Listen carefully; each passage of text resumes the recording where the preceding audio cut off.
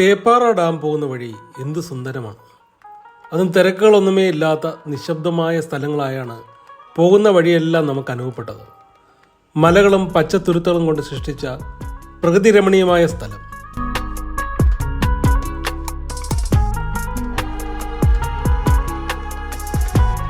വളഞ്ഞു വളഞ്ഞു പോകുന്ന വഴിത്താരകളിലൂടെ കുറച്ച് സാവധാനം സഞ്ചരിച്ചാൽ യാത്ര സുന്ദരമാകും. പേപ്പാറ വന്യജീവി സംരക്ഷണ കേന്ദ്രം സ്ഥിതി ചെയ്യുന്നത് തിരുവനന്തപുരത്തിന് ഏകദേശം 50 കിലോമീറ്റർ വടക്ക് കിഴക്ക് ഭാഗത്തായി തിരുവനന്തപുരം പൊന്മുടി റോഡിലാണ്. തിരുവനന്തപുരം എയർപോർട്ടിൽ നിന്ന് ഏകദേശം 41 കിലോമീറ്റർ ദൂരം, റെയിൽവേ സ്റ്റേഷനിൽ നിന്ന് 37 കിലോമീറ്റർ. സന്ദർശിക്കാൻ ഏറ്റവും പറ്റിയ സമയം ജനുവരി മുതൽ മാർച്ച് മാസങ്ങളിലാണ്.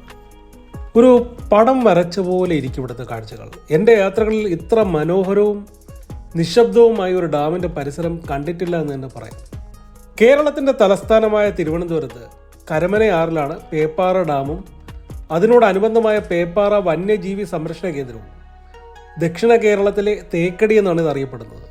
ഈ വനപ്രദേശം മുഴുവൻ മലകൾ നിറഞ്ഞതാണ്. മലനിരകൾ 100 മീറ്റർ മുതൽ 1717 മീറ്റർ ഉയരമുള്ളവയുണ്ട്. ഇതിൽ പ്രധാനം 1717 മീറ്റർ ഉയരമുള്ള ചെമ്മൂഞ്ഞിമുട്ട എന്ന കുന്നാണ്. കൂടാതെ അതിരുമല, അറുമുഖം കുന്ന്, കോവിൽ തെരിമല, നച്ചീടി കുന്ന് എന്നിവയും പ്രധാനമാണ്. ഒരു വർഷത്തെ ശരാശരി ലഭിക്കുന്ന മഴ 2500 മില്ലിമീറ്റർ 8.2 അടിയാണ്. പ്രവേശന ടിക്കറ്റ് ഇല്ല, പാർക്കിംഗ് ഫീ ഇല്ല. പ്രവേശന കവാടത്തിൽ ജീവനക്കാരനുണ്ടെങ്കിൽ രജിസ്റ്റർ ചെയ്ത പുസ്തകത്തിൽ സന്ദർശകരിൽ ഒരാളുടെ പേരും ഫോൺ നമ്പറും സ്ഥലപ്പേരും നൽകേണ്ടതുണ്ട്. ഞാൻ പേരും ഫോൺ നമ്പറും കൊടുത്തു. അത് കഴിഞ്ഞാണ് മനസ്സിലായത് ഫോറസ്റ്റ് ഏരിയ ആയതുകൊണ്ട് തന്നെ ഇനി അകത്തോട്ട് കടകളൊന്നുമില്ല എന്ന്. ഇവിടെ എത്തുന്നതിന് കുറച്ച് മുമ്പ് ഐസ്ക്രീം സ്നാക്സ് കിട്ടുന്നൊരു ഷോപ്പ് കണ്ടു. ഞാൻ അവിടെ നിന്നിട്ട് ബാക്കിയുള്ളവർ കടയിലോട്ട് പോയി. ആ സമയം പ്രവേശന കവാടത്തിലുണ്ടായ ജീവനക്കാരനും ഉള്ളിലോട്ടായിപ്പോയി. ആ സമയം ഇവിടെ കാണാനായി കുറച്ച് സന്ദർശകർ വന്നപ്പോൾ അവർക്കിങ്ങനെ പേരോ നമ്പറോ ഒന്നും കൊടുക്കേണ്ടി വന്നില്ല. കാരണം ആ ജീവനക്കാരൻ അവിടെ ഇല്ല. ഇങ്ങനെ സ്റ്റാഫ് ചിലപ്പോൾ കാണാം, ചിലപ്പോൾ കാണില്ല എന്നുള്ളൊരു അവസ്ഥയാണ്. ഉള്ളിലോട്ട് പോയാലും ഒരു അനാഥമായ അവസ്ഥയാണ്. വഴി എന്തെങ്കിലും ചോദിക്കാമെന്ന് വെച്ചാൽ നമ്മളല്ലാതെ ആരെയും കണ്ടില്ലെന്ന് വരാം. അങ്ങ് താഴെ ഡാം കാണാം.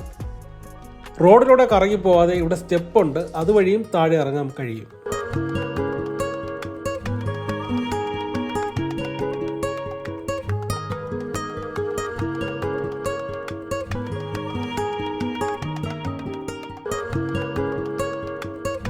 പിതിരയ്ക്ക് സമീപമുള്ള ആര്യനാട് പഞ്ചായത്തിലെ ആദിവാസി മലയോര മേഖലയായ മീനാങ്കലിൽ കരമനയാറിൽ കുറുകെ നിർമ്മിച്ച അണക്കെട്ടാണ് പേപ്പാറ ഡാം.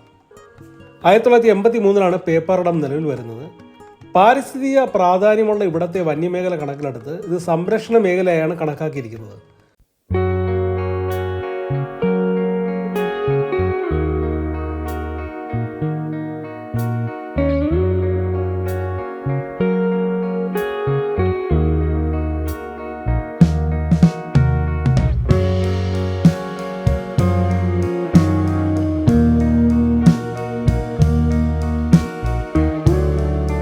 പാലോട് റിസർവിൻ്റെയും കോട്ടൂർ റിസർവിൻ്റെയും വനഭാഗങ്ങൾ ഉൾപ്പെടുന്നു. അപൂർവ ഇനത്തിലുള്ള സസ്യങ്ങളും ജന്തുക്കളും ഈ വനമേഖലയിലുണ്ട്. ഈ സംരക്ഷണ മേഖലയിൽ പ്രധാനമായും കാണപ്പെടുന്നത് സസ്തനികളാണ്. ഇതിൽ 43 തരം സസ്തനികളും 233 തരം പക്ഷികളും 46 തരം ഉരകങ്ങളും 13 തരം ഉഭയജീവികളും 27 തരം മത്സ്യങ്ങളും ഉള്ളതായി രേഖപ്പെടുത്തിയിട്ടുണ്ട്. കടുവ, പുള്ളിപ്പുലി, കരടി, ആന, നാടൻ കുരങ്ങ്, നീലഗിരി കുരങ്ങ്, മാൻ, വരയാട് തുടങ്ങിയവിടെയുണ്ട്. ഡാമിലെ 11 ദ്വീപുകൾ ഏറെ പ്രത്യേകത നിറഞ്ഞതാണ്. ഈ ദ്വീപുകളിൽ വർഷം തോറും ദേശാടന പക്ഷികൾ എത്താറുണ്ട്. കാട്ടാനകൾ യഥേഷ്ടമുണ്ട്. തോടയാർ, കരമനയാർ, അട്ടയാർ, വാജോബ അന്തിയാർ, കാവിയാർ തുടങ്ങി നിരവധി വലുതും ചെറുതുമായ നദികൾ ഡാമിൽ സംഗമിക്കുന്നു.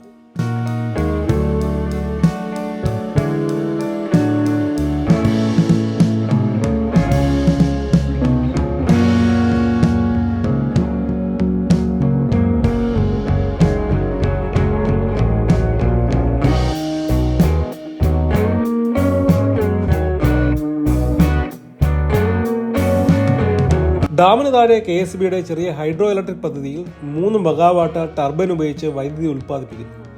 വാർഷിക ഉൽപ്പാദനം 11.5 MU ആണ്. 1996 ജൂൺ 15 യന്ത്രം കമ്മീഷൻ ചെയ്തു.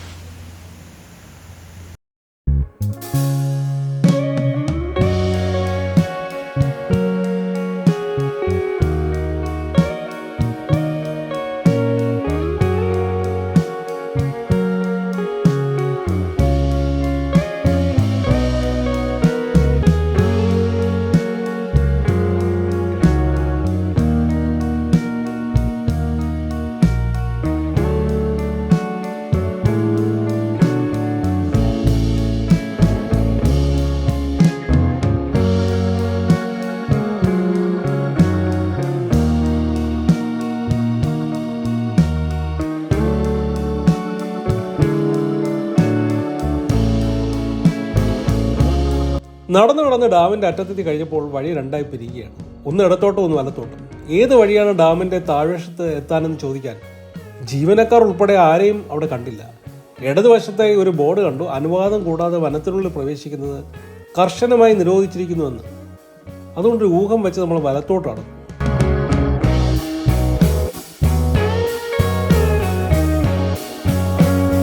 കുറച്ച് കഴിഞ്ഞ് തിരിഞ്ഞു നോക്കിയപ്പോൾ 2-3 പേർ ഇടത്തോട്ട് ഉള്ളിലോട്ടായി പോകുന്നതാണ്. ഇനിവർ കാട്ടിക്കറി പോവുകയാണോ അതോ ഇനി നമ്മളാണോ കാട്ടിലേക്ക് പോകുന്നത് എന്ന് സംശയമായി. കുറച്ച് കഴിഞ്ഞപ്പോൾ ആനപ്പെണ്ടോ കണ്ടു. ദൈവമേ, ഇനി വഴി കാട്ടാനും വല്ലതും കാണുമോ എന്ന് സംശയമായി. ഭാര്യ ചുറ്റും നോക്കി പ്രാർത്ഥിക്കുന്നതാണ്. ഇനി വല്ല കടുവയോ പുലിയോ ബോറടിച്ചിട്ട് എങ്ങാനും ഇതുവഴി വരുമോ എന്ന് വീട്ടുകാർക്കും പേടിയായി. വീട്ടുകാരെന്ന് പറയുമ്പോൾ ഞാനും ആ കൂട്ടത്തിൽ വരും. എങ്കിലും ഇടയ്ക്കിടയ്ക്ക് ഫോട്ടോ വീഡിയോ എടുക്കുന്നതിന് ഒരു ക്ഷാമവും വരുത്തിയില്ല. കുറെ കഴിഞ്ഞപ്പോൾ വെള്ളത്തിൻ്റെ എരമ്പല് കേട്ടപ്പോൾ നെഞ്ചൊന്ന് തണുത്തു. ഭാഗ്യം, വഴി തെറ്റിയിട്ടില്ല, ഡാമിൻ്റെ താഴെ തന്നെ.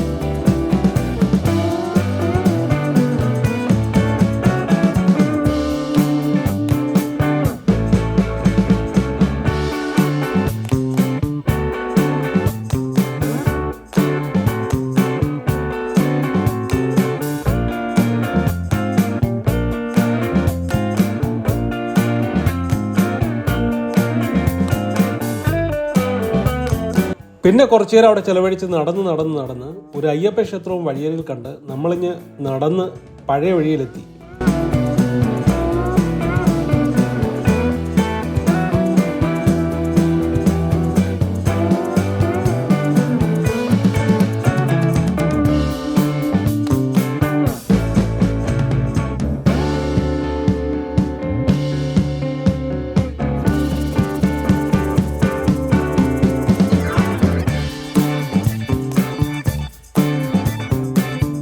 വേണമെങ്കിൽ വരുന്ന വഴി ഇടത്തോട്ട് തിരിഞ്ഞ് ഡാമിൻ്റെ മുകളിലോട്ടുള്ള വഴി പോകാതെ വലതുവശം തിരിഞ്ഞ് അയ്യപ്പ ക്ഷേത്രത്തിന് സമീപത്തൂടെ ഡാമിൻ്റെ താഴ്വശത്തൂടെ പോയി കുറച്ചു ദൂരം നടന്ന് ഡാമിൻ്റെ മുകളിലൂടെയും വരാം.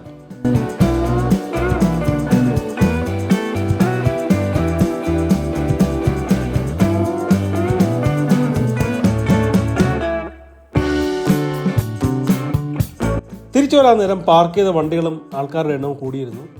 മരത്തിലൊരു തേനീച്ചക്കൂടും കാണാൻ കഴിഞ്ഞു. സായാഹ്നം വളരെ സുന്ദരമാക്കിയ ആ യാത്ര കഴിഞ്ഞ് വീണ്ടും നമ്മൾ ജീവിതത്തിലെ തിരക്കുകളിലേക്ക്.